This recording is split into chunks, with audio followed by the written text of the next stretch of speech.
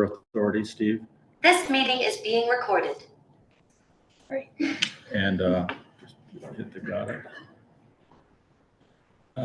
And Lily Bosworth will be here at our next meeting. She would have came today, but she's on a plane.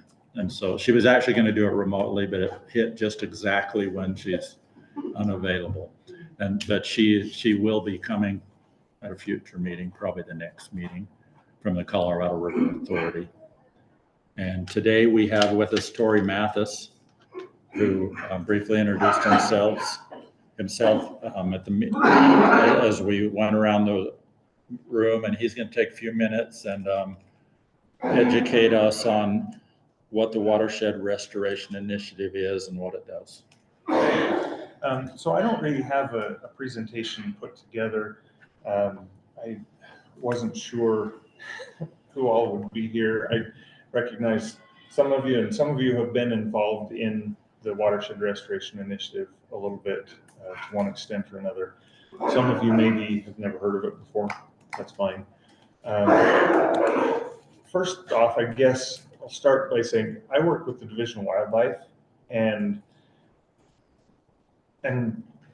but a major part of my job is with the Watershed Restoration Initiative, but it's not a Division of Wildlife sponsored initiative. It's a Department of Natural Resources sponsored initiative. It started out as kind of a cooperative thing between the Division of Wildlife and the BLM and other partners. But last year, or a couple of years ago, the legislature put it into code as a part of the Department of Natural Resources. So in theory, me as an employee of the Division of Wildlife wouldn't have any closer ties to Watershed Restoration Initiative than Nate would as being with the environmental quality, because it's at the department level rather than the division level. That said, we've got a lot of history with the Division of Wildlife running things and being a major partner, and so there does seem to, in a lot of ways, from a lot of perspectives, seem to be a heavy wildlife focus, but that's not the intent. The intent is to be a broad scale initiative that covers a lot of different interests, wildlife being one of them. But we also are supposed to address watershed health, water quality, water quantity, fire and fuels concerns, grazing issues, other sustainable uses of natural resources like logging on forest would be an example. And so every year we get together as a group. We have about 4 meetings a year. Those are open to pretty much anybody can come and be involved. We've had representatives from DEQ, from water quality before. If this group as a watershed council wanted to have a representative on our local WRI team, I think that would be perfectly fine. We could incorporate any of the ideas and projects that you guys have and bring those to the table as well. But we get together and we review projects that are being proposed. Some people look at WRI as sort of as a grant program because there's money available. That money just comes from the partners that bring it, though. And ideally those partners are also bringing projects to the table, asking for funding, providing input on other projects as well.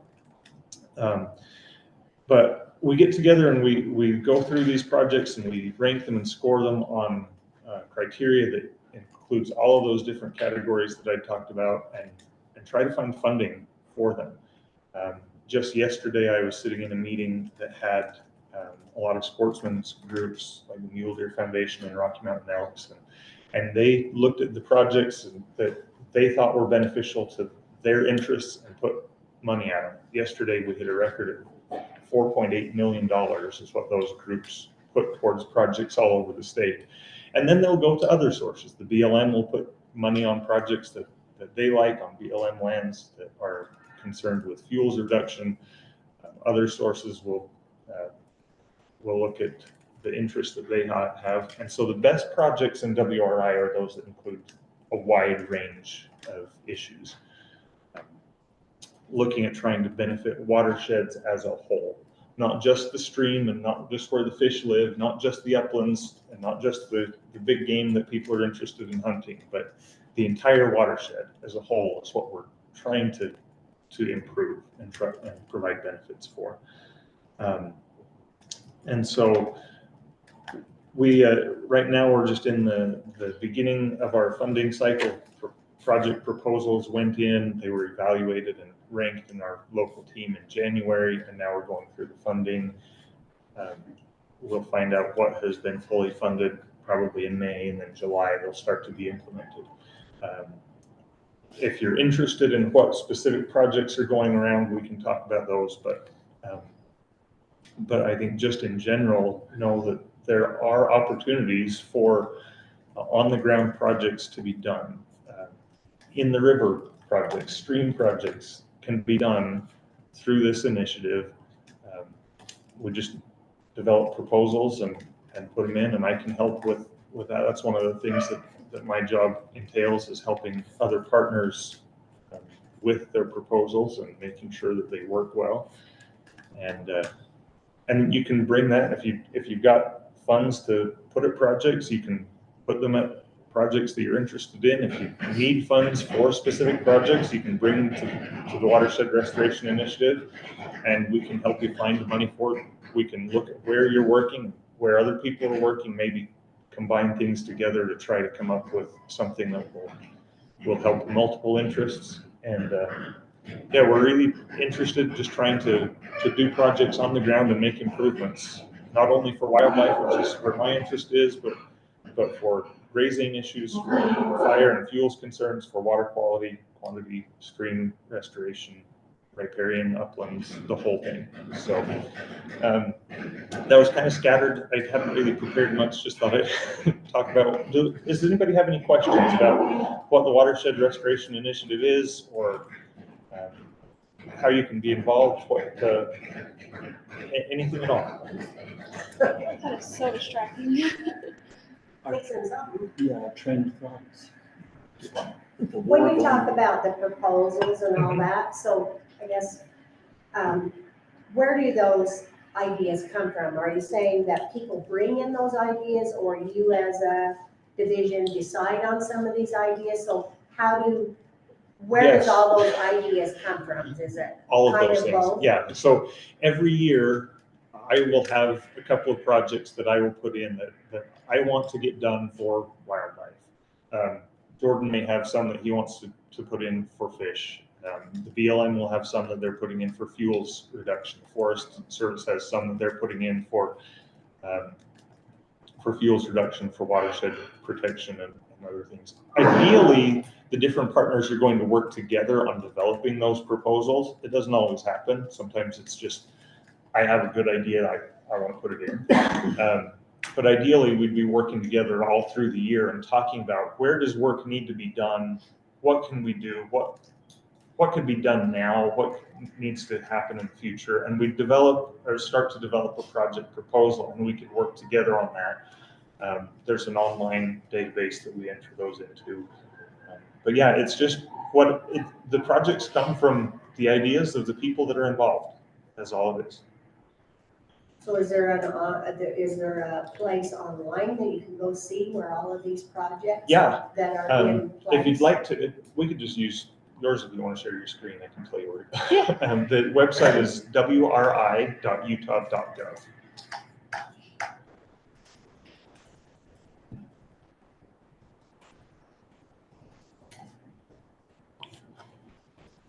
So does the money funnel through Department of Natural Resources and back out? It the usually, accounting? it often goes through the Department of Natural Resources. Sometimes the money can be sent to our cooperating partners. Like we'll send money to the Forest Service sometimes, and then they will implement it through their process. But a lot of times those other partners find that it's easier for them to send money to the DNR. And then part of my job is to help with contracting and implementing those projects using those DNR funds. They become DNR funds because they were sent. So this is the website, the wri.utah.gov. couple of different links. The third one over there that on the top that says About Us, right at the top, that leads to a different website that has more information about Watershed Restoration Initiative if you're interested. There's a lot of things there. This main dashboard just shows the projects that are, you know, in different phases. There's proposed projects. Those are the ones that we're considering for funding now. Current projects are ones that were funded last year and should be in some stage of implementation right now. Maybe it was completed last fall, maybe it's up for work this spring. It's in some stage there. And then the completed projects, this goes back to, I think, 2006 is when it all started. So we've had quite a bit of time and quite a few projects to be completed. So if you want to just click on the projects link at the top there, this takes you to a dashboard. And if you click on that advanced search real quick, we'll just narrow this, look at WRI region, that category, and type in Northeastern. Okay, and then scroll down. So there's lots of different ways you can filter it, but keep scrolling. You'll go past the map. Keep scrolling. You got to get off the map to scroll down. That's one of the things that, and now search projects there. So this will show you all of the projects that are in the Northeastern region. Right now, it'll have the proposed projects at the top. And one thing to note is this database contains projects that go to funding sources other than just the Watershed Restoration Initiative. It has some wildlife specific things like the Habitat Council. It's got blue ribbon fisheries projects, a couple of other things. But for the most part, these are WRI focused projects. And that you can see that it's got an identification number, the title, the region it's in, and then that next one is the sponsor, you know, who is the organization that entered the proposal. So a lot of them do come through through the wildlife resources. Part of that is because the database is showing more than just WRI projects right now. It's showing additional things as well. We could have filtered it to just be WRI, but anyway, but you can see the Forest Service has some. You can see Utah State University has one there, the Bureau of Land Management. These are all projects intended to be on the ground to make improvements for some aspect of the watersheds here locally. So. But if an individual that wasn't part of an agency had an idea or a proposal, they could bring that still to you and you would look at that and possibly help fund that. Yeah, we could. So you could, if you wanted, you could register as you'd have to get a login information so that it's all public. You can post comments on all these projects, but it puts your name on there, no anonymous comments. But you could register as a private citizen. I think it'll ask you what organization you're with. You could, I think there's an option for private landowner or rancher.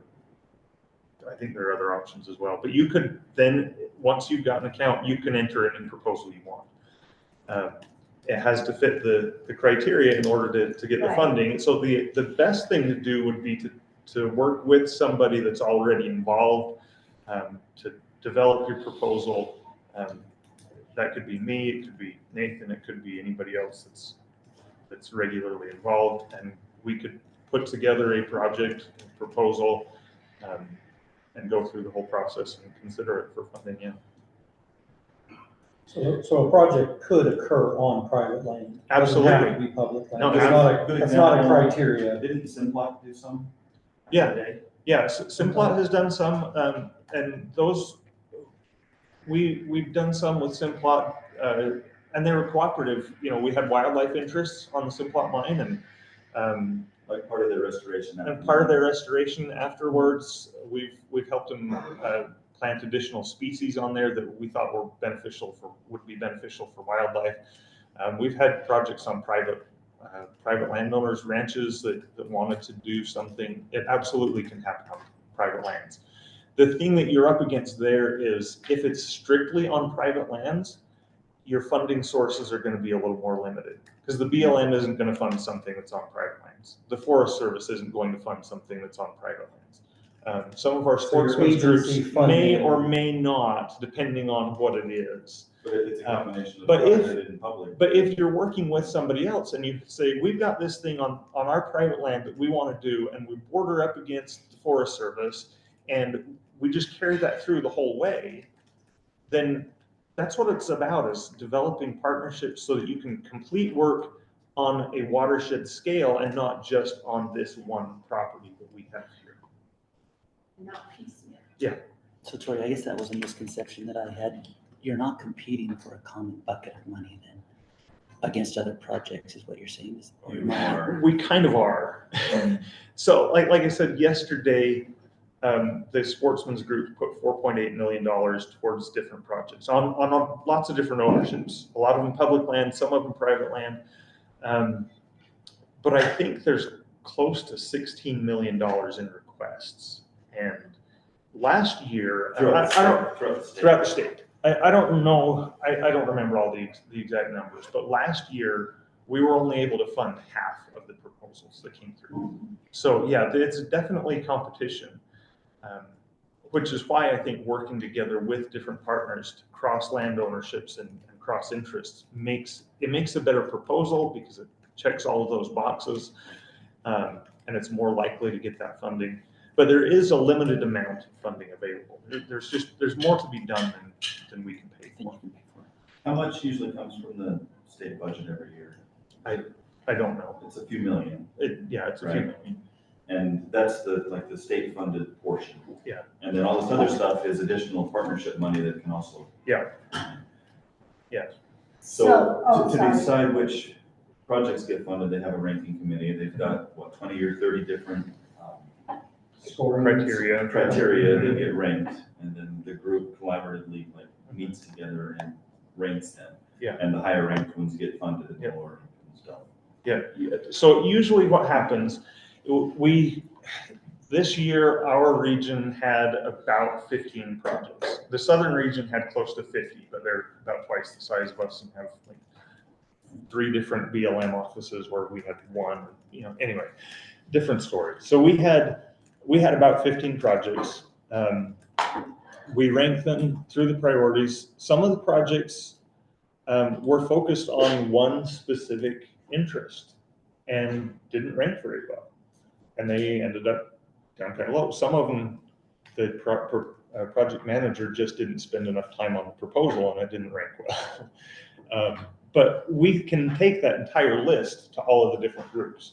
Like I was talking about yesterday with our wildlife hunting groups yesterday, they look at some of them, and it happens every year, and I think it's because they don't understand what WRI is. They say, this is the best project up here for mule deer. Why didn't it score better on WRI?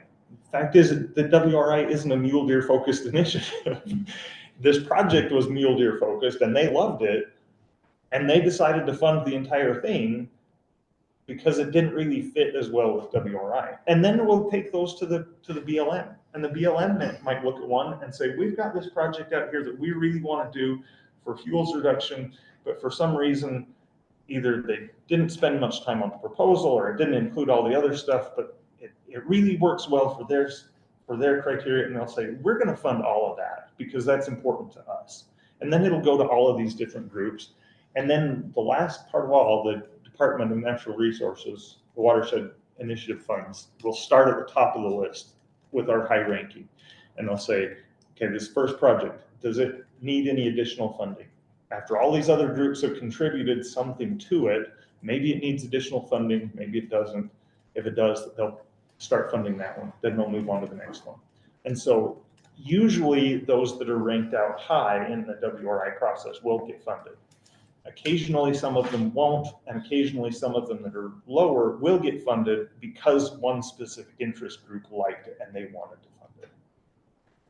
So, Gotcha. Is there a guidance on how much a project can request from WRI? this year there was for the first time. This year they put a cap on it as $1 million per project. In the past, we didn't have that cap, but the southern region started putting, combining a bunch of different things. They were requesting like $2 or $3 million and it wasn't gonna happen, so. Does the sponsor have to have a certain percentage? No, they do not, although it doesn't hurt to have some extra there, so. Okay. Well, and that's part of the ranking. Like, It used to be, but it's not Well, anymore. they took It's it not off. anymore. So it used to be It used to be collaboration. whether there's, Was part of the ranking and it get you once, but not anymore. no, in terms of funding, it doesn't. Collaborating with other partners to Still plan does. and implement still does impact the ranking But score, the actual dollar. but the amount- actual dollar amount does not. So what I'm hearing you say is the point-based system, if you're an individual,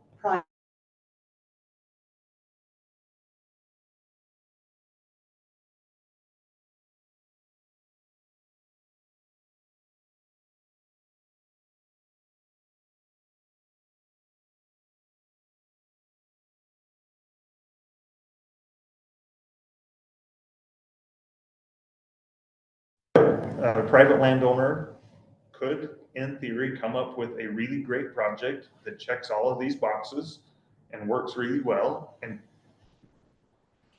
gets funded. It could happen. If It's the- more likely to get funded if that private landowner works collaboratively with Right. their adjoining landowners, whether they're other private individuals or a federal agency that owns that land or a state agency that owns that land.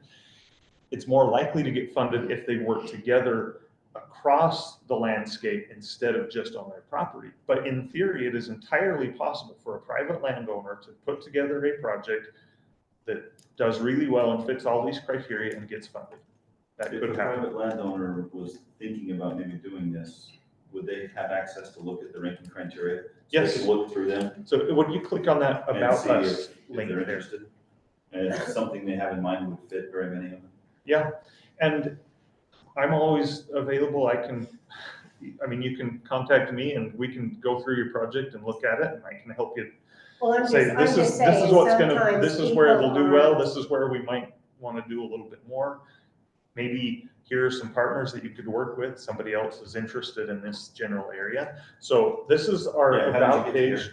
So from the WRI, About. there goes to About Us. Now this is, you'll notice it's a different site, it's the watershed.utah.gov. So just scroll down, this has a lot of information. There's a video here, if you want to watch it, I'll have to get to the side and just keep scrolling. There's latest news articles, keep going. And then you have important documents. So right there, you have to see the WRI project prioritization score sheet. If you click on that, this is the criteria that the projects were. Now says fiscal year 2025. This is the state fiscal year. So it starts, FY25 starts July 1st, 2024 and goes through June 30th, 2025. This confuses a lot of our federal partners because their fiscal year starts in October, isn't it? And it's a mess. But this is the state fiscal year because it's a state initiative. But this is the score sheet. So first off, the first page is policy and legal requirements. In order to really be considered for funding, it has to check one of these 3 bullet points. Ideally more than that, but it should be an effort to conserve, restore, and manage ecosystems in priority areas to enhance watershed health and biological diversity, water quality and yield for all uses, and opportunities for sustainable uses. If it doesn't do one of those 3, it's probably not appropriate for WRI as a funding source, but it's pretty broad. It wouldn't fit like recreational infrastructure, for instance. It's not going to help build a trail, but it'll do a whole lot of other things. If there's NEPA or archaeological clearances that are required, they really want to have those done before the proposal is in, because this is, it provides funding on a 1-year basis, but by the time it's considered for funding, that funding comes and you don't have time to complete that NEPA and archaeology. You're ready to go right then. So they want it to be ready to go that July when the money's available. Then like it says, it should be limited to under $1 million per proposal, but keep going. So the criteria are in different categories. There's water quality. Does it have the potential to improve or protect water quality? And there's different ways of thinking about that. Water quantity to potential to increase water quantity. If we keep going, we get to watershed and biological health. So there's threat abatement. This ties it into the Utah's Wildlife Action Plan about the threats that different wildlife species are facing. So it's kind of split up into both species of greatest conservation need and game species. But so it addresses threats. If you keep scrolling down, you get to, so there's our big game species. You can get 10 points out of the total scoring for benefiting game species. That's where it falls. But then you get the species of greatest conservation needs. So these are the ones that nobody's hunting, and they, well, I guess some of our fish. But the fit point both. being is But it's not a it's secret. not a specific. It's not a one. secret No, process, and it's not. It's all and if public. somebody, Mhm. you know. And if you're interested in proposing a project, the best thing to do would be to download this score sheet and go point by point and say, what is it that I need to do with my proposal to score the maximum points? And if you keep scrolling down, maybe you get to one point where you say, you know, I'm not really doing much with fire. Maybe it doesn't score well with fire. That's okay. If it scores really well on all the other stuff, it'll probably be fine.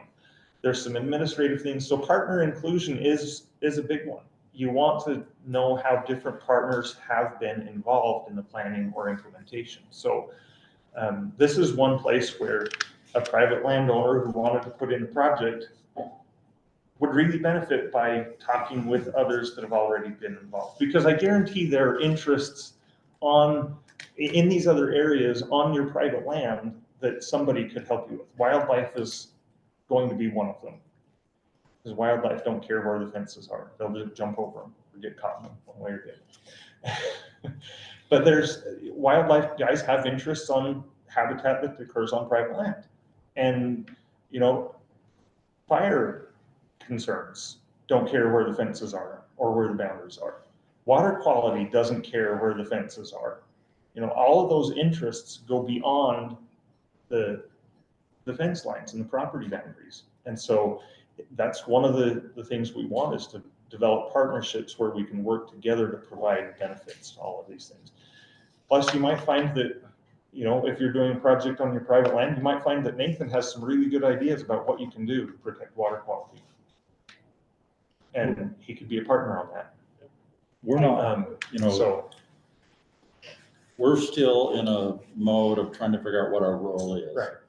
Whether we're project proposers or project implementers, we haven't really figured that out amongst ourselves, but we will. Right. And so this is good information to know, you know, whether, but I will throw out, I appreciate you coming, and then this group's a functioning group. And if we can facilitate anything, Yeah. Feel free to, you know, whether that's as simple as a letter of recommendation and you had an idea and this group supported it, or something legislatively. I mean, we, you know, Carly's full-time staff, I mean, for the watershed councils. So I'd like you to kind of, not right now, but think about what this new organization can do to. Well, right off the bat, I've got a Maybe. couple of ideas that you could do. As an organization, one, you could get somebody to represent this organization in our WRI regional team. And that could be that person could help review projects that other people bring in to prioritize what is important in this area. So we could get the voice of this team on that ranking committee and in our meetings to help direct the efforts of the Watershed Restoration Initiative to where you guys want it to happen. You could potentially, just based on who I'm seeing around the table, you could potentially help facilitate bringing projects to the WRI, either by working with interested parties that are represented in this group, or landowners, or others that might have interests, you could help reach out and bring those projects to WRI for additional funding or additional guidance or help. So those are two things that I see right off the bat that this group absolutely could do. And then, so in your role as WRI, if you would kind of make us visible when you have the opportunity, because it's brand new, nobody knows it exists. Right. And we're going to be around for a long time, because it's That's the hope. legislative. Mhm. So we need to find our niche. We have a lot of work to do. Yeah. But this is good information. And I appreciate you coming and sharing it with So us. just real quick, moving forward, what WRI has coming up. We have our projects that are already being funded, but every year during the summer, we'll do a field tour to look at projects that are either being planned or being implemented or have happened in the past. So when I get some information, I think right now the plan was we were going to go over to Tabby Mountain area and look at some aspen regeneration that has taken place on the Sitwell lands on top of Tabby Mountain in Duchesne County. I think that was the plan. When I get more information on that, I can send that to you, Brett, and you can pass that out. And you guys are welcome to come on that field tour. And then we would have another meeting in the fall where we would kind of review the project criteria and kind of a pre-proposal project meeting where we, get everybody together and say, this is what we're looking for, this is what you need on your projects, and you can start to, build partnerships with the people that are there in that group. And again, when I have dates for those, I can send those to you and you can share them. Sounds great. Okay. Anyone online have any comments, or should we move on with our agenda? Okay, hearing none. Thank you, Tori. Yeah. Appreciate it. You're welcome to take off or stay or whatever you want to do. I'll stick around for a bit. Okay. We'll now move on to Christine Osborne. Christine, before you start, would you remind everybody the history of the Uintah Basin, the watershed group we have, the other group? I'm sorry, I don't know the exact. Oh, there are too many names. So I was going to actually do that, but thanks, Brett. Before I started working as a basin coordinator with the Uintah Basin, there was a group called the Uintah Basin Watershed Council, very same name. And it was a group of stakeholders and a lot of agency people, but also a lot of folks who just lived in the basin. And they put together some really great plans. One of them is a restoration plan for the Duchesne River, which I pulled up before this meeting, and it has lots of great project ideas. And then there was some work with the Friends of Strawberry, looking at ways to improve the fishery and Strawberry Reservoir and the recreational possibilities and potential. And then after the Duchesne River Watershed Restoration Plan was completed, and the group didn't really have much to do, and there was a lot of changeover in the folks who were with a division of water quality working in the basin. We had 2 or 3 people come start and then leave. Plus we lost our watershed coordinator. The group just kind of fizzled out. And so before I got the job, there was the previous previous basin coordinator. All these titles are very confusing. The previous basin coordinator, she said that she'd gotten a lot of interest from people who were involved in the old watershed council to get together again. And would I be interested in, getting the group back together? So January of 2021, we got the stakeholder group back together. And now it's called the Uintah Basin Watershed Stakeholder Group, I think. I have to look on my emails to know exactly what the name of our group is, because it's not formal in any sort of way. But anyway, the idea is, find out the first couple of meetings were, well, who are you? Why do you care about the Uintah Basin? And what would you like this group to do? And the general consensus is, well, let's get to know each other and let's communicate what we're all doing so that we can collaborate. So what Tori was talking about, totally the best way to get any kinds of projects done is to have a lot of different people with a lot of different funding pools and a lot of different expertise and interest working together. And the Uintah Basin, because it's such a huge area, having that kind of collaboration is, I think, really critical to getting anything done. So we met for a couple of years, just having presenters come from lots of different agencies to talk with us about what they were doing and kind of getting to know what other folks were involved in the basin and talking about, well, maybe ways we could collaborate. And also trying to figure out if we could get a watershed coordinator funded so that we could have the boots on the ground to be working with landowners to get these projects proposed, funded, and then implemented. When the Watershed Council Act came out and when the Uintah Basin Watershed Council was kind of in the a period of being formed, I kind of stepped back because wanted to see how all this was going to work. And we're going to have our first, the stakeholder group meeting, we're going to have our first meeting in a couple of weeks to kind of talk about where we go from here and how we can collaborate, the council and the stakeholder group. And so part of today is just talking with you guys and seeing how you'd like to do that, what kinds of things that we could work together on. And I'll throw out a couple of things and then we can maybe just, we'll do a little brainstorming and seeing what you all are interested in. I've mentioned the watershed coordinator a couple of times, and I have a watershed coordinator I work with in the Weber Basin, which is one of the other basins that I oversee. And it is just so invaluable. She goes to all the conservation district meetings. She knows the landowners. She can go on site and she can talk to folks and say, hey, what are your problems? What are the issues are that you're dealing with? And then she can work with me and with other agencies, nonprofits, to identify projects that would be a good fit for improving water quality. And then we work on finding funding for those projects. So similar to what Tori was saying about with WRI, it's sort of that, getting a lot of people together, seeing where your priorities and your objectives overlap, and then coming up with a plan for a project that checks a lot of boxes. So for me, having her there is just really great because she's seeing what's going on the ground, and she knows so many people, and she's a real trusted source of information. So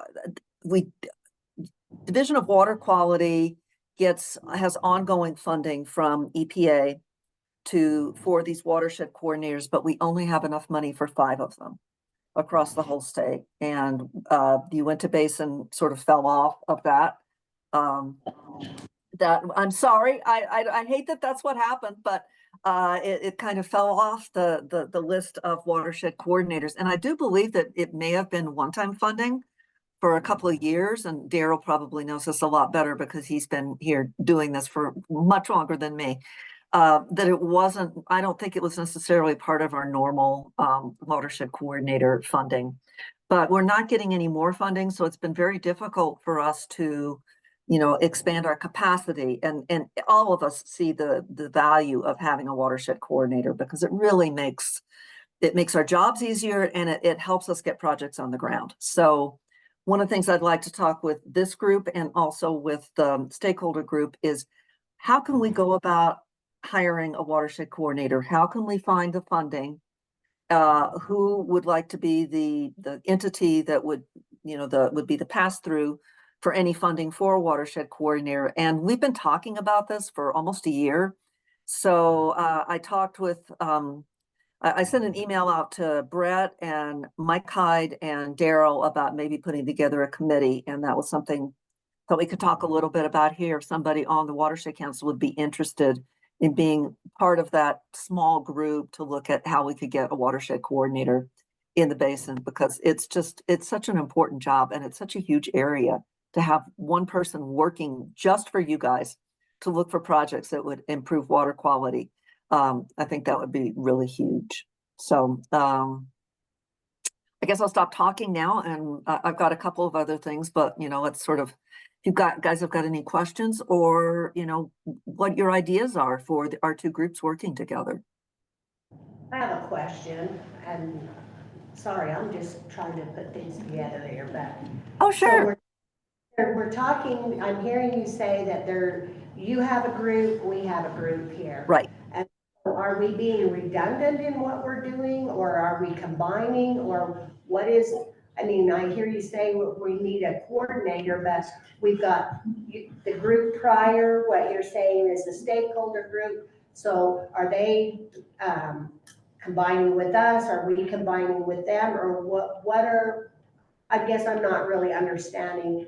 I think that's really the big question. Most of the people in the stakeholder group are state, federal, or local agency folks, and we cannot be members, but liaisons with the Watershed Council. So it's been kind of, we're trying to figure out how do we fit in and how can this work? And Rachel's right there. She's the one who worked on putting all of this together. She might have some insight as to, maybe how we could be working together. But I think that's why Brett wanted me to come and talk with you guys, is like, how could we work together so that what we're doing is not redundant? What are our roles? Do we have separate roles? Do we have complementary roles? I think it's just a lot of questions right now, and maybe figuring that out is the first step. It's related to the fact that this is a new group. Right. And we don't have an identity.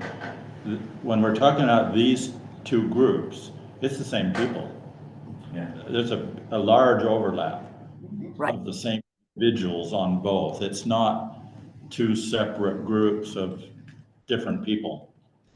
So there's a huge amount of redundancy, but Christine's watershed group is not actively doing projects. It was a information sharing so that we knew what was going on up the Strawberry River as we're working on other, with all these different agents, all these different representatives. They're just working on their own thing, whether it's Tory or what, they were out there busy doing their own work. And like we talked last meeting, nobody knew what was going on outside of their world because they're busy. They're spending all their time in their world. So Christine's group was very good at, same thing we're doing here today with Tory. How many of us around this table really knew what was going on? A few, because you're in both groups, and that's why. So Christine's group was, don't let me put words in your mouth, but it was primarily informational, right, Christine? Right. And we were looking for our own identity too, Brett, to see about if we could make it into a group that could propose projects and help oversee projects and sort of bring folks together to work together on projects. So, this seems like really good timing as our groups are kind of trying to figure out who we are and what our role is. I wish I could go back in time with whoever created the watersheds and take the word Uintah off of this watershed. Because There's more than Christine's Uintah. group's a Uintah Basin group. This is called a Uintah group, but it's watershed based. It's parts of 8 counties. Yeah. And because the word Uintah was put in there, everybody assumes it's Uintah Basin. Yeah. And so this is a bigger, I don't know, we could rename it, but it's in legislation, but it's the the northeastern or the upper Green River or something. It's not Uintah, because Duchesne, you could have called it Duchesne and then they would have thought it was just Duchesne County. But, So, and for you guys, as your council, if you came together and said, Upper Green River Watershed Council is better, we can change that name.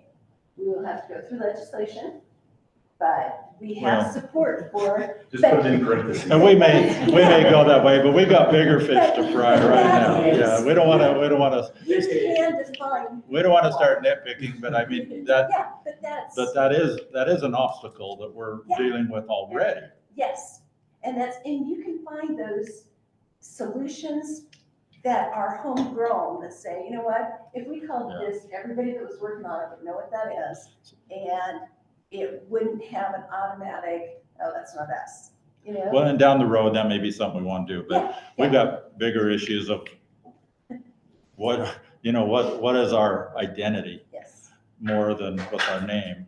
Well, and Right I now. think that, hearing that there's two groups, what I'm wondering, here we have this brand new council that was done by legislation and that. So what do we do? Do we combine? Because, the others are just agencies and not actual people that live in the area too, that should have some say. And so that's what I'm just kind of wondering is, where are we fitting together, or are we fitting together, or are they absorbing us in and then we have no say as a council, we just go through the other one, or what is the plan here? And why I and guess there what isn't I'm a plan, but wanting to that's know. why Christine's here today we see there's a duplication. Right. Christine and I have talked about it on several occasions, that we ought to come up with a plan to not take people's valuable time and duplicate. And Which is why you called it group merger discussion. yeah, that's why that was. I might have headed it just that, yeah, I might have threw that word in there just on my own, but, it doesn't make a lot of sense, but on the other hand, Christine has put a huge amount of work into this organization of this group. And we don't want to discount that Well, thank you. take feel like we took over their turf.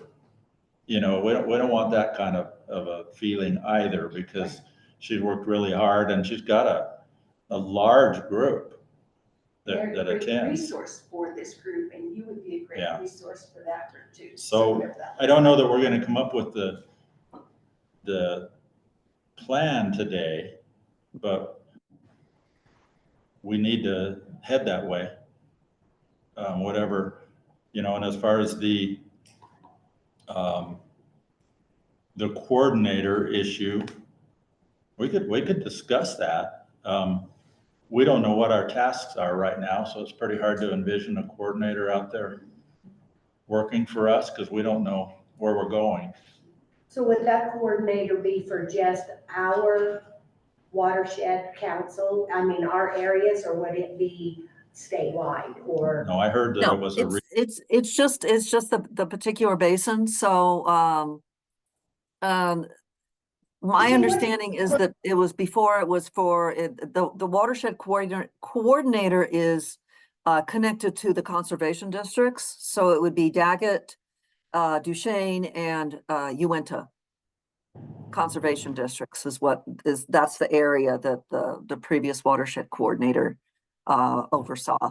And Daryl, please jump in if I'm misstating, because I'm only a couple of years into to working here, but in this particular part of the state. But yeah, the way it works is we give the money to Department of Ag and Food. We get the money from the federal government, and then we transfer it to Agriculture and Food, and they are the people who oversee the watershed coordinator, and they're oh, and I see Daryl's has taken his mic off, so please jump in. They're paid through Agriculture and Food, but we have a really close relationship with them, and they attend all of the conservation district meetings, and they get to know the folks on the ground in a way that me working in Salt Lake and coming out to the basin a couple times a year just can't even begin to do. And so, Daryl, do you want to talk a little bit about what the watershed coordinator did when he was working with you? So can you hear me okay? Yeah. Yes. So kind of, it's kind of morphed over a couple of different things over the years. It was a board or a group that came together with two purposes. Number one, so we weren't duplicating kind of the same thing that you guys are doing. So we're not duplicating efforts, but it also was to, collaborate of how we can work together to accomplish things. But they also gave direction to the watershed coordinator of potential projects. And so the funding came from Division of Water Quality. It entered into a contract with the conservation. Actually, the sponsoring conservation district at that time was the Duchesne Conservation District, was willing to take care of the payroll and everything that way. And they were funded through the conservation district themselves with a contract with Division of Water Quality. And so at that time, yeah, I mean, there were several projects that took on shape and got funding. Those funds came to either Dinosaur Land RC&D as a 501c3 or to the conservation district. We did some weed removal along the Strawberry River just before the confluence with the Duchesne River. There in Duchesne, we had a big weed removal project from there back to Starvation Reservoir. We did several projects up around Matt Warner Reservoir and Calder Reservoir and received funding through there. And our watershed coordinator was the main boots on the ground, if you will say, as Christine has said, to get those projects on the ground. So when we were able to have a watershed coordinator and before they pulled those funds away from us, we had quite a bit of projects that were getting put on the ground, and the watershed council or that board was giving direction to that watershed coordinator of what these projects, could look like. And so anyway, that's just kind of a history there.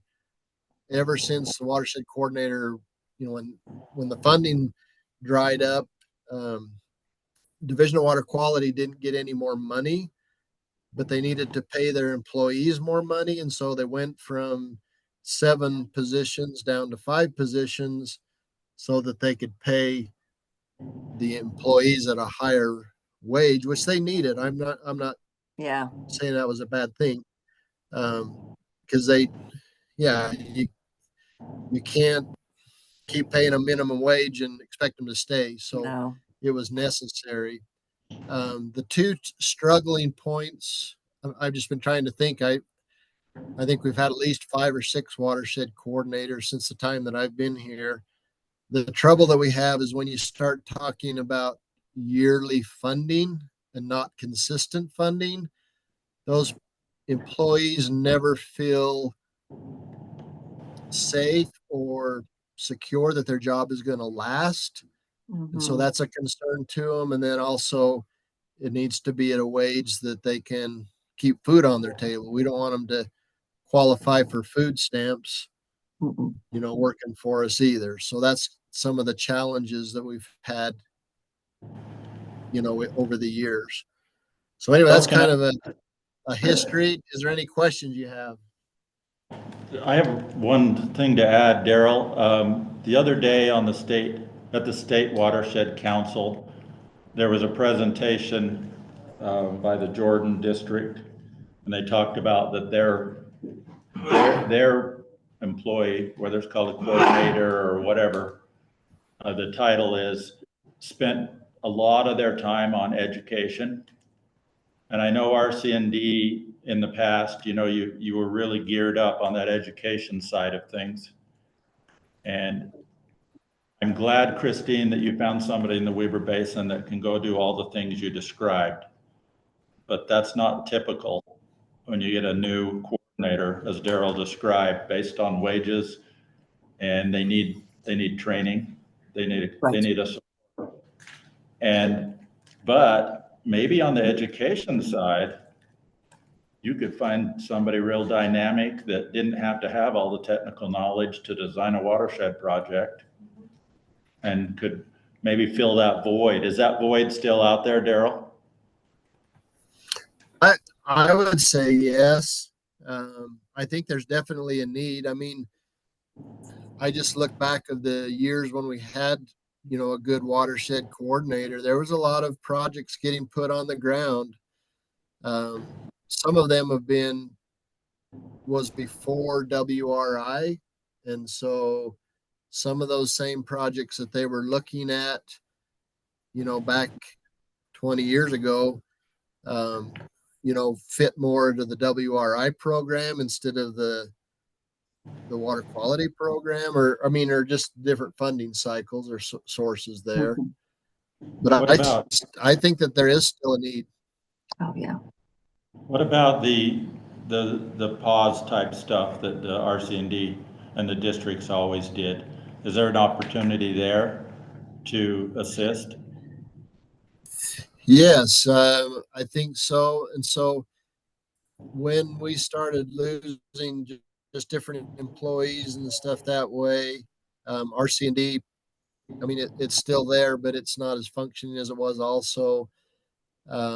USU Extension has kind of took over some of the pause events. We still participate and go and help with them, but the organizers have kind of moved over to USU Extension for that education type presentations at the school level. There's potentially, if there was a coordinator, that could be a part of their job. Yeah, definitely. Okay. The other thing too, and I can't discuss it with him because I work for the state of Utah. But I have had conversations, or Scott Chu has mentioned to him before that he's thought that he could help try to find some money. But that's not an area that I can visit with him about because I'm a state of Utah employee. And so I can't have those conversations, but somebody else could. Right. Peggy has a question. So I'm just wondering, so like where the board gave directions to like the coordinator or whatever, so one of my questions is which group would be giving those directions? Would it be that stakeholder agency group? Would it be this group? How is that all gonna work out? So where would this council even fit on that? Because we've created a council to be with another council with this, so how would this council even fit in? And who would be given the directions? Is that coordinator just going to be hired for the state agency one, or where do we as a new council fit in on that? That's what I guess my question is. Good question. Yeah, it's something we have to figure out because it's not going through the normal channels. I mean, we've talked about possibly having a new coordinator funded partially through agriculture and food, a nonprofit organization, having a number of different funding sources, but as Daryl said, it needs to be ongoing because you get somebody out there who has good relationships with landowners and knows all the players in the basin, agency and local folks and municipal utilities, water companies, all of that. And then if you don't have enough money for them, then they leave. And as Daryl was saying, trying to train people, it takes a lot of time and even just to build those relationships. So that's why we were talking about putting together a committee. And so it might be worthwhile to have a couple folks who are on the council and a couple folks who are, agency folks like me and Daryl, just to kind of sit and hash all of this out. What would we want this to look like? Who would be sort of the deciders? And do we need to have, I guess figuring out how the communication would work, how the oversight would work, how the funding would work. I mean, these are all big questions and it's hard to do it in these larger formats. So that's why I had mentioned the idea of maybe having a small group of people just get together and talk about all these options and then start putting a plan forward to see what we can do and what makes sense. I think that's a good plan, and we're obviously not going to make the decision today. No. But everybody's now heard it. Would you like to join that small group as a representative from this council? I can do that. Like I Um, said, I'm just Well, you're learning, asking- but you know, I just feel like we're building one group to absorb another group, to create another committee, to create another whatever. So we gotta have something where we're even headed, and I guess that's what my frustration is. And if we we're do just go- creating more and more committees and groups. If and, we do go with a you know, coordinator, they've got to have good support. And that's not only transportation, it's computer. Right, It's not just go out there and find some projects. right. And it's usually someone, because of the wage and the type of position we're talking about, it's usually someone new to the, typically, it doesn't have to be, maybe there's a retiree that wants to do it. But it's typically somebody trying to get their foot in the door. Right. And it's, that's the type. Yeah, a lot of our watershed coordinators are just out of school. And some of them, gone to Utah State or ag schools. The woman I'm working with in the Weber Basin, she was in Texas getting a degree, and she finished up with that and moved here. And she had more experience with grasslands because that's what she was working on in Texas. But since she's been here, she's just learned.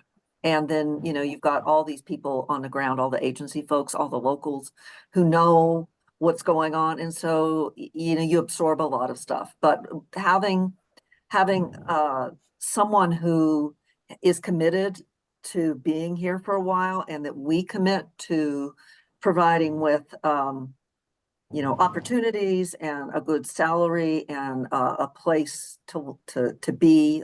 Most of the watershed coordinators are at NRCS and Conservation District offices.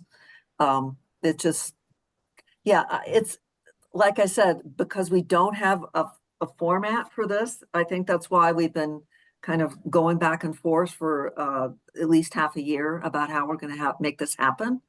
So, but it seems like with the new Watershed Council forming new voices that would be participating in finding a solution and getting a watershed coordinator seems really good. But I certainly hear you about more committees, more meetings. And that's hard. I mean, that's part of my job, is to go to meetings and be on committees. And I can understand how it's just basically a volunteer. That would be hard.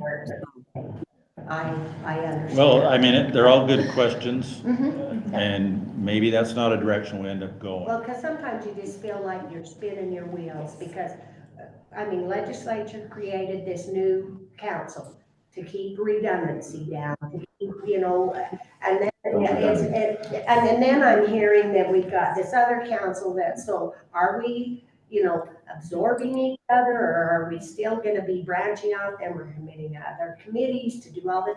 I mean, to me, it's just getting broader instead of coming back in. So Brett, from my take on it is these other councils and stakeholder groups were created by locals and different agencies who saw a need to kind of collaborate. And then the legislature statewide said, no, this is the way we want you to do it. Which has the same goals. Yeah, so my question is, we acknowledge that Christine and other people over the years have done an amazing job, like working within their ability. But it appears to me that now is the time to absorb those into this one and figure out how, who runs it, and maybe Christine just becomes part of this council and we no longer have the stakeholder group, and we just merge those and just get it smaller instead of bigger. Well, because my impression was that this council was created for the people that live in this area. So it's for people, not just agencies, for actual people that are like me that just live here, so that we have a little bit of say in what's going on too, not just having a representative from another agency. Yeah, so I guess that's my I wanted to concern. speak to that too. One of the good things about the WRI and this one and that stakeholder group is, even though a lot of the people work for a government agency, they also live here. Yes. So, Right. but it's good that we're bringing in other people who were not working for a government agency, who also live here and have Which was maybe a different which was perspective, legislative. which was part of the So goal. obviously it was the intent. So, you know, Christine, do you want to, we don't want to step on your toes. You put years of work in on this. Is that something that's acceptable to you, to become a member and absorb, you know, I mean, your other group's not an official entity anyway. It No. was just a great effort to get everybody together. Very Right. productive, And But still can be, yes. are you comfortable with that, with what was proposed? I'm totally good with that. This was just a volunteer group, you know, for opportunities for us to talk together and collaborate. And if we can still do that as agency folks, as part of the council, I mean, we're all after the same thing, right?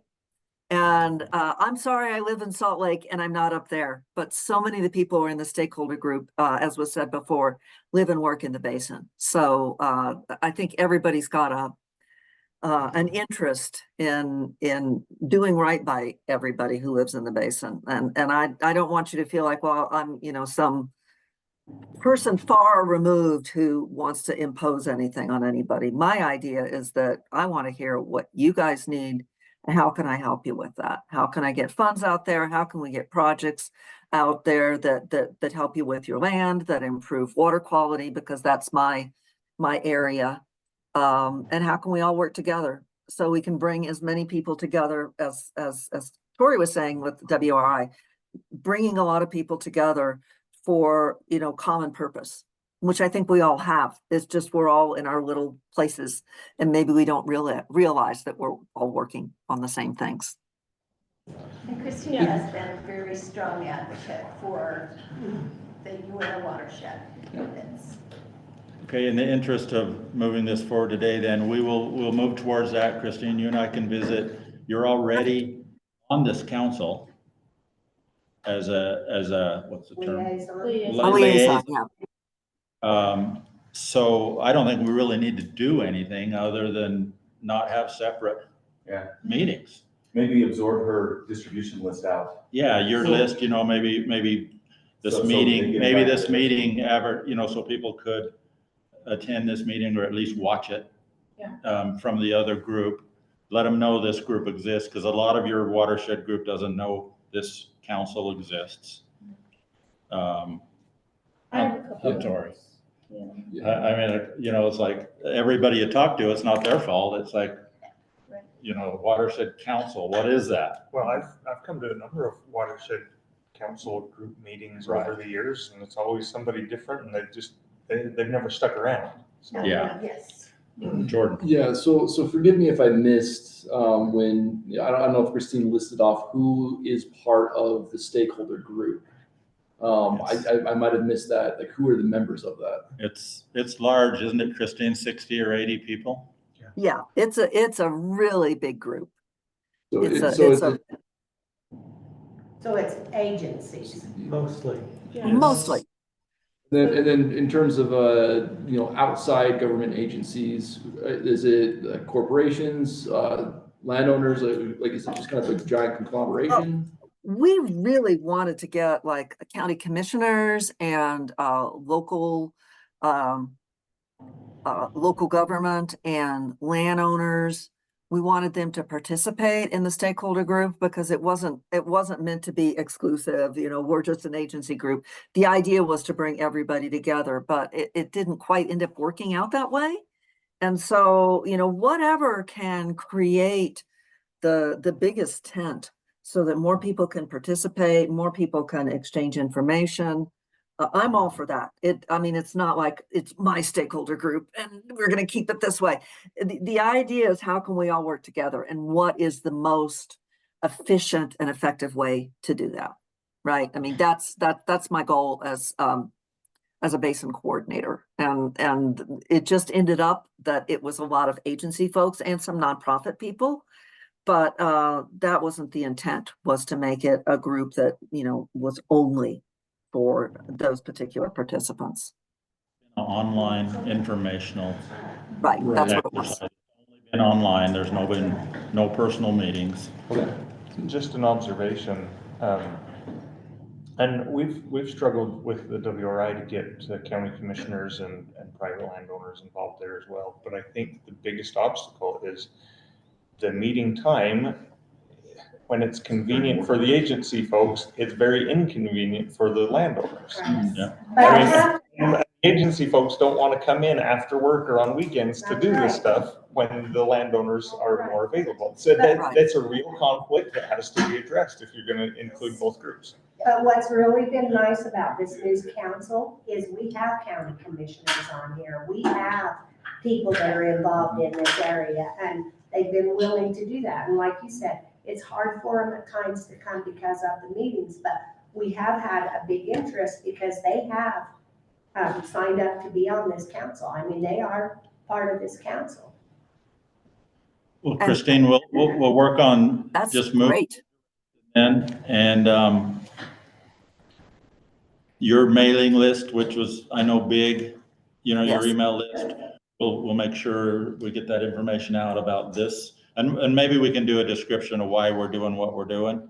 You can send it out, and that'll be a good way to inform people that this council exists also.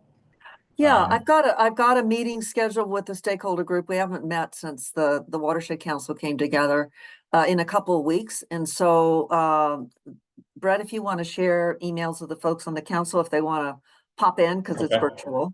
And then your point is really well taken about us meeting during the day as opposed to in the evenings. And certainly we want to be doing stuff at a time that folks who are working outside of an agency can attend, because that's really important. So yeah, let's figure out a way that we can make sure that we're all talking and working with each other.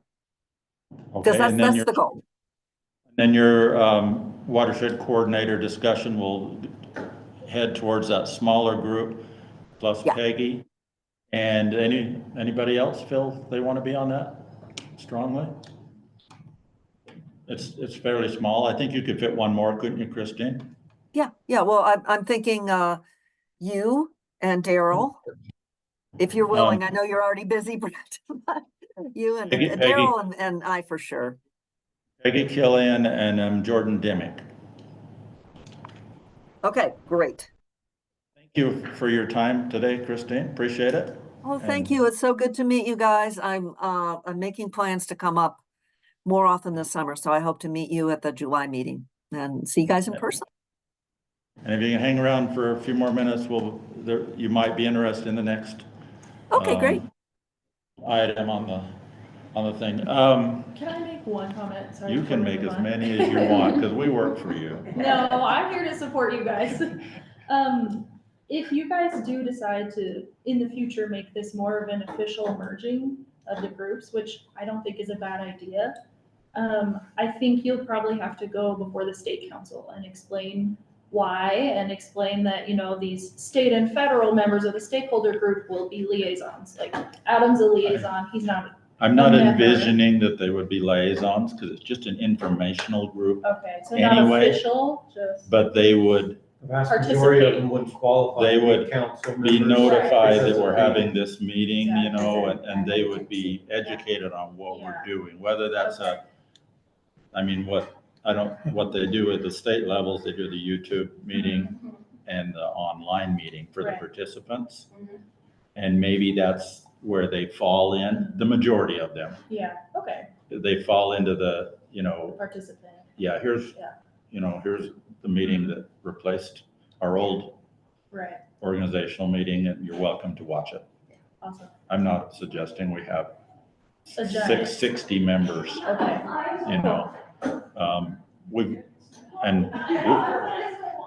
So maybe I'll just roll into the next item then. I just want to highlight that Mike had made a comment online about this, that he thinks that the members of the stakeholder group should be added to the contact list, and then they can choose how they wish to participate. And that's perfect. I think that's one thing I'm just thinking here, is that it kind of comes down to them, whether this council will accomplish what they're trying to accomplish. Exactly. And so it's like one of those things where they're welcome to come and listen and be part of it, but if it's not accomplishing what they want, I guess that they Exactly. just need to kind of keep doing what they Yeah. want. Yeah. And I think that's consistent with what Mike said. Yeah. That's perfect. Just two thoughts. If you do choose to make a subcommittee as part of this watershed council to focus on this effort, subcommittee members don't need to be members of the council, so they could be people from Christine's group and people from this council, and that would be just fine. And then I might need some help here. Does the creation of a subcommittee require a motion? Ooh, I don't know. We'll maybe have to figure that out, and then if you decide to move forward Okay. with it, we'll let you know if that's needed. You're We're- talking about a subcommittee to talk As about the watershed coordinator? Yeah, for this group that's there. Yeah. Well, I think we just volunteered a few individuals to Christine's For a committee. Just for hers. committee. Okay. So she's in charge of that. Yeah, I think you're Yeah, right. that sounds good. We can keep it and not make it official watershed council committee. We'll Sorry, just, Kevin. but it would be a way that we're working together is the way I see it. Volunteering some assistance to your committee. Yeah. That'd be great. Thank you so much. Thank you. Appreciate it. Everyone that participated on that discussion, because it's all good points. And I know it's frustrating because we don't know where we're going, but that's our job to decide where we're going. So until we, I don't know if this would be useful to folks, but I've been in the stakeholder meetings for years now, and typically the meetings would be people presenting on projects that have been happening around the basin. And so someone would give a presentation on a project that's ongoing.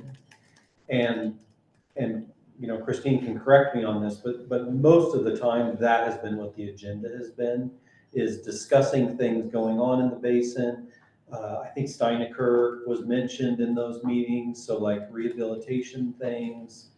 So it's been kind of discussions about things going on in the basin and then presentations on projects that are either ongoing or finished. So I don't know if for this council, if that feels like a good appropriate place to do those types of things. But in essence, that's what most of those meetings, the stakeholder group meetings have in their content. and that's what I've heard from this group that they want. So, you know, Yeah. so we don't. I'm just throwing it out there So just in we don't terms of kind of what duplicate those- efforts, that and group that's why I did. invited Tori. So at any rate, yeah, something similar to what Tori presented on WRI. And I'm gonna invite Jordan to do the next month, you know, for the Trout Unlimited stuff, because we don't know what Trout Unlimited, Tori does, Yeah. but the rest of us don't know what Trout Unlimited is doing right now.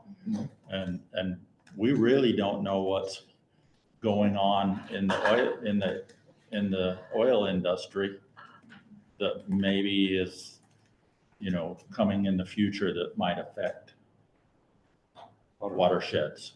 And so there's a couple, you know, we just need to continue on this education route. I'd like to have some discussion about our vision of how we were gonna run this council. It's, to put it bluntly, it is not turned out the way we thought. And if you remember, I said, yeah, I'll be chair, but I can't attend the meetings in Salt Lake, and I can't commit to the state level meetings. And we said, well, we'll have Scott be our representative there. That's not a meeting Scott's regularly in attendance at, and he's too busy to take a day, you know, and go to them meetings. So it's created a problem where I can't vote in them meetings because I'm not. And you know, I've attended them all online, and that's real good for me to figure out what's going on, but that's not participating the way they run that meeting. You need to be there and you need to be visible. So can we change that Oh, by yeah, making that absolutely. motion and putting, And so- would you be willing to do that? And so I got some ideas, you know, but there's a couple things coming up. There's that we just need, we did a good job of getting organized with some great assistance. Appreciate it. You know, getting our house in order. But now as we evolve into what our next tasks are, our identity or getting projects done or becoming whatever we become, we've got to look at how to best do that. And I feel real strongly that we need someone at the meetings participating that really wants to be in then state level meetings, rubbing shoulders with all the legislators, and it's a pretty high powered meeting politically, Yes. the individuals in that meeting. And so there's a lot of opportunity if we had representation there of same thing of nobody knowing what we do out here. And it has to be a member of the council. It can't be one of the liaisons, right? That's right. So there's only guess eight so. or 10? I don't know. What is Scott? Is he? He's a member He's a of member. your council. Okay. Yeah. So to vote up there, I mean, they don't vote on a whole lot. We voted the other day and then Carly told me, you can't vote. What are you doing? I'm sorry. You're not supposed to vote if you're not. I sent in my vote. You're not- I sent in my vote. She went, Okay, I was a little nicer you than. don't take me serious. You were right. I hate it when you're right. Yeah. But, that it didn't matter the vote. We were just voting on some officer things and it didn't change anything. But there's a water plan coming up in 2026, the state water plan. And it was written into the legislation that the representatives from the watershed councils would participate in that effort. And that's going to be a really big deal. Yeah. There's already been some comments when the water plan was passed in the legislature that the only water left, they're looking for water. No other way to put it. Yeah. Out of state, in state. There was comments made by legislators that we know the only water available in Utah is in the Uintah Basin, which is true, but that doesn't mean we don't want to be there, present, That's right. protecting our water or whatever you want to call it. So that's gonna come up that we're gonna need somebody from this group to shepherd that through. It needs to be a water person. We have lots of them. They're sitting everywhere. Because that could be a really big deal. And it's really a gift that legislation went through that we're involved. Otherwise we'd be in damage control mode when it came out. And so that's one thing. And then this structural, this functioning with the state level. It's a pretty active group up there. Everybody. So Brett, are you saying this would be just the state council monthly meeting? Is that what you're talking about? No, it's not monthly. It's It's quarterly. It coincides with To have ours. somebody attend that in place. It coincides with ours. Now that I've seen everything and I've been involved in that, I really appreciate the opportunity to kind of participate in this, but it's not something like I said before, that's not something I can do, is take the time and the drive. And it comes down to transportation and employer and, there's a lot of factors.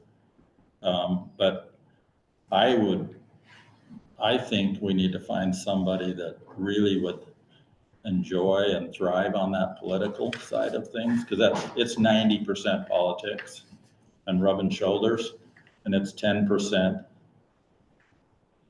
maybe it's 95.5. It's being present, being visible, and getting to know all the players in this watershed state level. And so I would like to find somebody that really enjoyed that role. And I'd be very comfortable letting them be the chair if that was the route. I don't have any turf here at all. I didn't know I was gonna be the chair till Peggy sitting behind me nominated. She didn't say, hey, by the way, get ready. It was like, what did she say? So I would throw that out. My suggestion would be that I would resign as the chair and still be a member. And somebody that wanted to be active at the state level and get us an identity took that role. Do both. What if I made a suggestion that you stay as chair and if you guys would be in agreement, I would take that on the state, Who's gonna farm your farm that you're farming? Well, for I'm not Tracy? planning on being there every day of the year. To say it's only Okay. 4 meetings a year, right?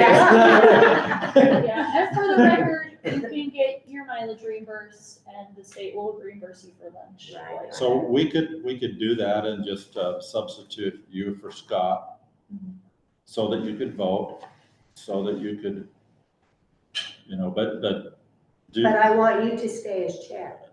that's fine. I just, this local stuff, I'm perfectly fine with, but I really don't have a desire to be involved in that Yeah, they're long up meetings. there. There's no requirement though that whoever's representing there is chair or vice chair, right? No. No, So. no, I don't want him to step down from being chair unless somebody else wants to step up. If somebody wants to, I have no turf there and I'd still be participating. I'm not unhappy or anything. I'm just seeing we've got to change the way we're doing business if we want to be successful. So I'm good either way. What was the term on the officers? 2 years, weren't they? 2 years. Well, I'd make a motion that we retain Brett as our chair and ask Peggy to serve as our state. Well, do we have a quorum? So we've got 15 members of the council in total. So 1, 2, 3, 4, 5, 6, 7, 8. Oh, So you all gotta vote yes. Okay, we have a motion to switch, and I'll call Scott and make sure he's okay with it. He won't have a problem with it because he's not able to make it. I don't think he was even there when he was voted in for that seat, if I'm honest. I Oh, don't think he really? was at that meeting when He was there, but I think he left he before. left, yeah, so I don't even know. Okay, I had called, you mean when he was assigned that? Yeah. I had talked to him. Okay. No, I had talked to him and the discussion with Scott was, since you're gonna be there anyway, Right. would you do this? He's not there anyway. Right. He's got other priorities. And so the motion on the table is to assign Peggy as our new representative at the state level Watershed Council meetings with voting rights. Do we have a second? Second. Jordan seconds it. All in favor? Aye. Any opposed? Okay, 8. Sorry, who made the motion? Someone over here? Tracy? Steve. Steve? Okay. And then we'll proceed that way. Then we don't have to decide today, but we can decide today. And maybe it would be a good idea to get our representative for the state water plan today. And we want input from the group as a whole, Yes. right? But Yes. it would be helpful to have someone leading the efforts, just Yes. increase. Oh, yeah, the organization. group could make comments, Yes. Yeah. but this person would be involved in the actual development Yes. because that's what the legislation says, right? Yes, that's right. That they would be participating in the development of the water plan. Yes. And then I'm sure it would go up for public comment and group comment, and then we'd send in letters, as a watershed council Yes. on that.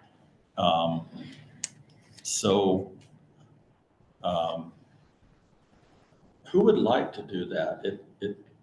It needs to be somebody that understands the water rights and you know what I mean? It's gonna be highly technical, and it's not that other people couldn't do it, but it's, I don't know that it's something I want to do, but I will be. I think either William and I probably step up and do it if we need it.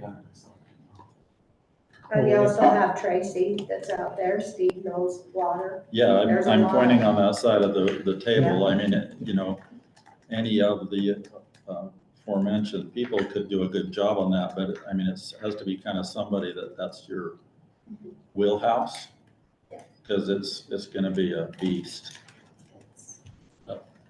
that plan.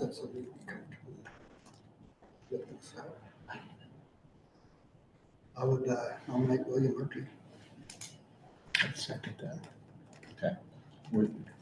We have a nomination of William Merkley to be the Uintah Watershed Council's representative on the state water plan. And we have a second. What, you nominated? Dex. Steve, a nomination by Steve, and we have a second. Dex. And so all in favor? Aye. Any opposed? Okay. Any other business?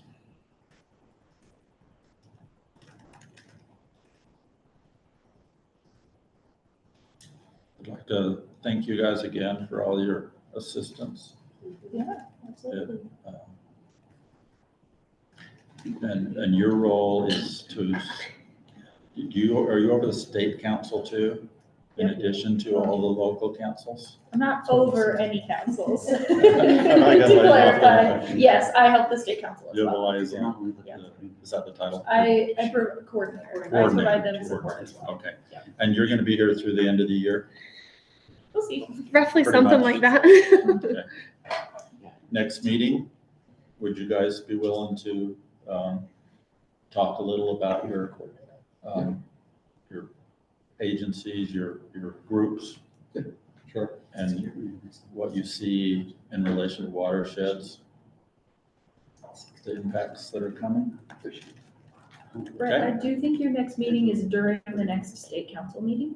So I don't know if you want to move it. Same day? Same day, same time. Yeah. Let's move it. Well, we all could just join the state and have our own meeting. Do we want to move it before or after? So you currently have it on July 11th, which is a Thursday, if that helps. I would recommend after, and the reason is the state council is starting to have these local councils present to them.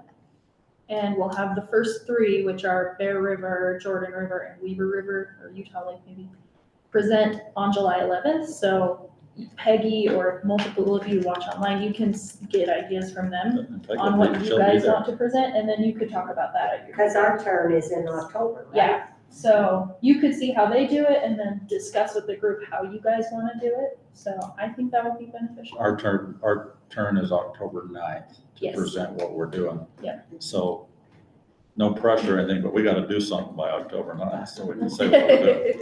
You can talk about all this stuff with Christine, it's amazing, they would love to hear about that. We Yeah, were no, also I'm gonna, just joking. sorry, we were also gonna look at maybe going on some of those tours, and he was gonna let us Yes. know, and Yeah. maybe there's a few other that might be taking place that we could jump on during that time too. That would be awesome.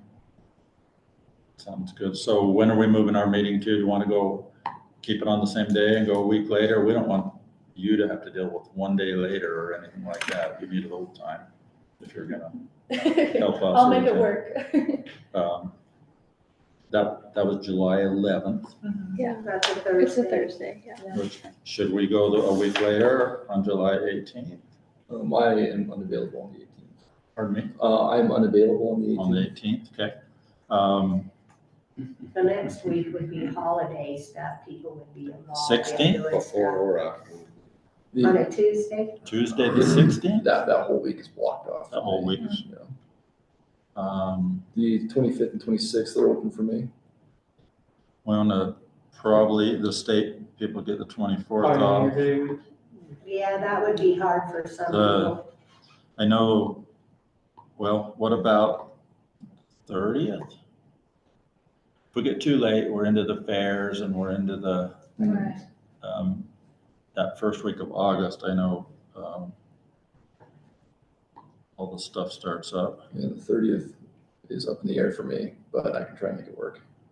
Probably make it work. Hear any other yeses or nos on the 30th? Good. Okay. Do we need a motion to move that? Or- Might as well, since you have a quorum. So moved. Okay, we have a motion to move our next meeting from July 11th to July 30th. Still at 2:00. Is that what you're thinking? Does that time work good for you, or should we go 1 o'clock, or that's what fine works for good me. for those that are traveling? Fine for you? Yeah. Yeah, I think we're good. We'll make 2? it work. Mhm. Okay. All in favor? Any opposed? Okay, the next meeting will be July 30th, 2 PM. We'll either be here or Western Park. I'll figure it out. Is there any other comments, Ryan? Thank you for your attendance, and we'll see you later. This meeting is now adjourned. Thank you. Thank you, yeah. Thank you.